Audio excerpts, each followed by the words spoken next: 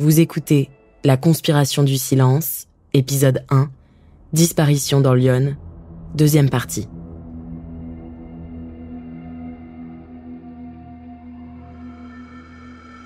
Après la disparition de Martine Renaud en 1979, l'enquête de Jeanbert permet d'identifier d'autres disparitions suspectes de jeunes filles, cette fois-ci datant de 1977 et 1978.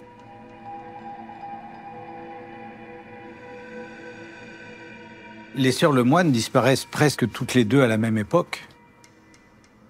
Françoise d'abord, qui disparaît en 77-78. On n'a pas de précision exacte, ce sont des vies souvent fracturées. Françoise Lemoine, elle a un compagnon, elle a un enfant. À un moment donné, elle va se retrouver en difficulté. Parce qu'elle n'a pas de travail, parce qu'elle n'a pas de chambre, qu'elle se retrouve à la rue, qu'elle a quitté son foyer.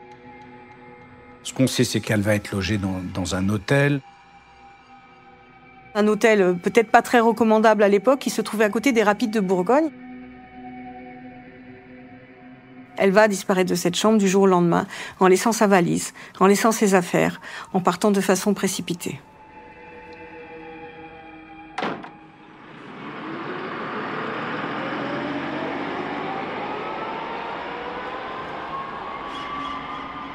Et puis on a Bernadette Lemoine, la deuxième sœur. Bernadette Lemoine, elle aussi, elle a un compagnon, elle aussi, elle a un enfant. Et elle va disparaître à un moment où on sait que son compagnon, de façon assez brutale, l'a tondue. C'est la façon dont on pratiquait à l'époque pour quand une jeune femme avait des poux. Elle va se réfugier chez ses parents pendant un certain temps, elle va quitter son mari, et c'est de la même manière qu'elle va disparaître du jour au lendemain. Et ça ne fait pas de bruit, la famille commence à les chercher, s'en inquiète, mais aucune suite ne sera donnée aux signalements à la gendarmerie qui sont effectués par la famille des deux sœurs.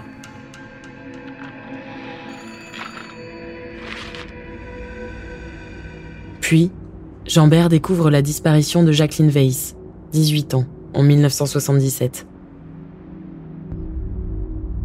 C'est en 1977 que Jacqueline Weiss va disparaître. Jacqueline Weiss, elle fait partie d'une fratrie qui a été confiée à la femme d'un chauffeur de car, nommé Émile Louis. Elle est sous leur protection, d'une certaine manière. Ils sont 3 enfants, 2 garçons et une fille. On n'a pas voulu les séparer et ils vont se retrouver, surtout avec un de ses frères, ils vont se retrouver élevés au milieu des enfants du couple.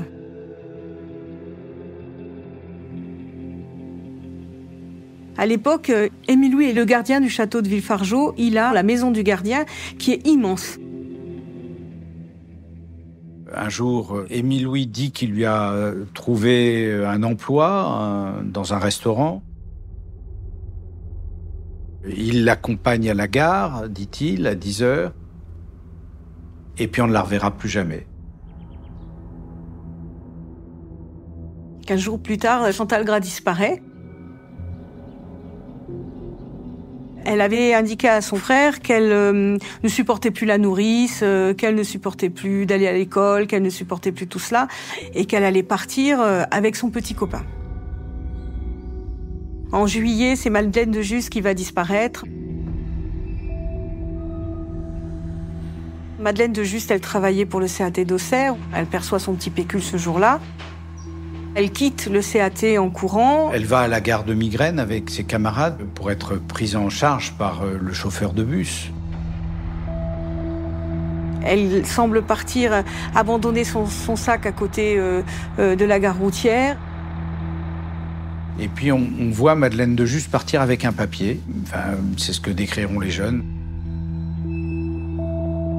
De 1977 à 1979, c'est donc un total de 6 jeunes filles qui disparaissent soudainement dans les environs d'Auxerre.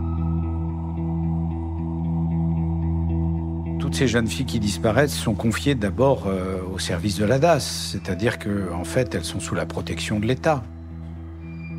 C'est donc des jeunes femmes plutôt en souffrance, parce qu'elles ont eu un parcours difficile. Elles n'ont pas toutes les armes pour se défendre dans la vie. Certaines sont un peu handicapées mentales, ne savent pas forcément se débrouiller. Évidemment, ce sont des proies faciles.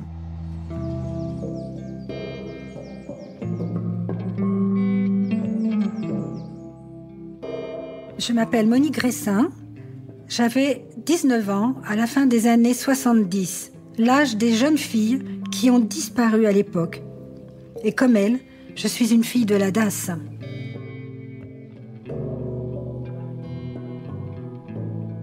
Ma vie, elle a très mal commencé pour moi.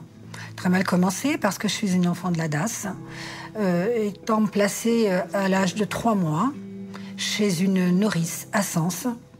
J'ai connu la maltraitance physique et morale. Et ça jusqu'à mes 17 ans.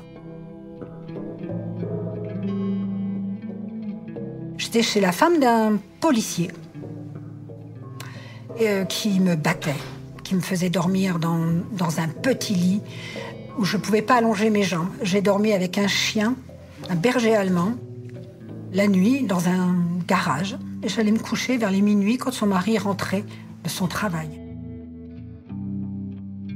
Et je me rappelle de ça. Je me rappelle de cette maltraitance à 3 ans. Être enfermée des journées entières dans une salle de bain parce que j'avais eu peur d'une mouche.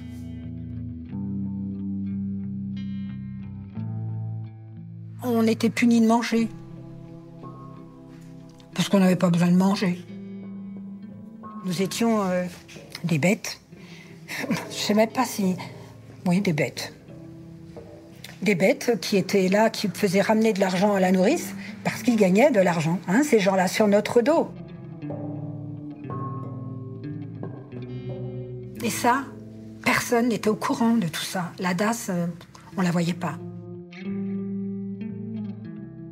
Fallait rien dire, fallait se taire. C'était presque normal. Voilà. Nous étions pas grand-chose.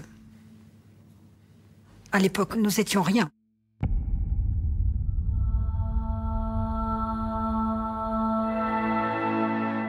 Il y a, en Bourgogne, depuis très longtemps, et en particulier dans le Morvan, une espèce de mouvement qui fait que des orphelins ou des orphelines, ou des débiles, et ça peut être, on peut être orphelin et débile, hein, bon, se sont retrouvés dans cette région, parce qu'il y a des gens de la région parisienne qui abandonnaient, je le dis entre guillemets, mais c'est comme ça, leurs gamins parce qu'ils n'en voulaient pas pour diverses raisons, et ils les donnaient à des nourrices dans le Morvan. Tout le monde était content, sauf les gamins peut-être, hein, parce que les nourrices gagnaient leur vie, parce que la paysannerie était extrêmement pauvre à l'époque dans le Morvan. Et puis, les parents, ils étaient contents de s'en débarrasser. On dit des choses. Bon. Il y a cette tradition dans Lyon qui existe, qui va se poursuivre d'une autre manière au travers de la création de centres pour handicapés, de centres d'accueil d'enfants abandonnés. Un certain nombre d'instituteurs après-guerre, qui étaient des laïcs, hein, et qui étaient plutôt socialistes que de droite, ont décidé, et c'est une très belle idée, de faire en sorte que des gens qui n'étaient pas respectés dans la société aient un havre de paix. La comparaison entre l'histoire de ces disparus et le corps qui a été retrouvé dans l'abri à bestiaux, ça ne correspond pas. Christian Jambert va chercher d'une autre façon. Il y a un intermédiaire qui est un assesseur au juge des enfants qui va mettre Christian Jambert sur la voie en lui disant qu'il connaissait une jeune femme et que cette jeune femme n'avait plus donné de nouvelles, qu'elle avait abandonné son enfant, qu'elle ne donnait plus de nouvelles et que peut-être ça pouvait être intéressant, mais qu'il n'avait pas déposé plainte pour cette disparition, donc elle ne pouvait pas figurer dans les avis de recherche. Et donc Jambert va s'intéresser à cette jeune femme, il va procéder à 2 premières recherches et il s'avère effectivement qu'il ne retrouve pas la trace de cette jeune femme. Et il va mener, si j'ose dire, peut-être la première enquête de police scientifique, en tout cas de l'histoire moderne, puisque on ne peut pas identifier ce corps très abîmé, ce visage très abîmé. Il va partir de la dentition en se disant, mais si c'est une jeune femme du coin, forcément il y aura un dentiste, il y aura une radio. Il va faire le tour des dentistes de la région d'Auxerre et à un moment donné, il y en a un qui va dire oui, ça correspond à une jeune fille que j'ai eue comme patiente, dont j'ai pris la radio. Et donc, je peux vous dire que c'est Sylviane Lesage.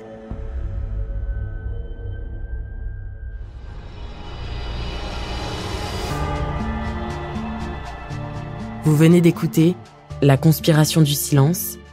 Si vous avez aimé ce podcast, vous pouvez vous abonner sur votre plateforme de podcast préférée et suivre Initial Studio sur les réseaux sociaux. La conspiration du silence est un podcast coproduit par Initial Studio et Amda Productions, adapté de la série documentaire éponyme, coproduite par Amda Productions et France Télévisions. Cet épisode a été écrit et réalisé par Vincent Hérissé et Thierry Fournet. Production exécutive du podcast, Initial Studio.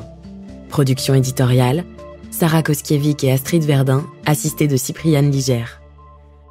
Montage, Johanna Lalonde, avec la voix d'Alix Martineau.